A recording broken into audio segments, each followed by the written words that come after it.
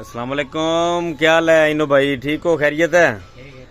ہاں، اس میں بولو کدھر سے ہو آپ؟ بنگلہ دیش؟ ہاں، ادھر کام کرتا ہے؟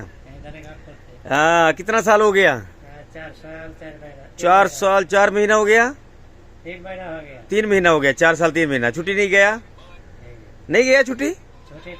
کیوں؟ 4 سال بعد میں جائے گا؟ کیوں اتنا لیٹ کیوں؟ اصل وجہ ہے نا یہ ویزا بہت لے کے آتے ہیں نا، پیسے کا قرض مرض ہوتا ہے۔ آپ کو بھی دلال لوگ بہت پیسہ لیا؟ ہاں صحیح ہے ہاں، خالی ہو گیا جو اصل میں نا وہ جو دلال ہے نا، دلال حرامی، وہ بہت پیسہ لیتا ہے نا۔ نہیں تو آپ 6 لاکھ ٹکا کا ویزا لیا؟ 6 لاکھ ٹکا؟ ہاں، ابھی دیا واپس کے نہیں؟ وہ باقی ہے؟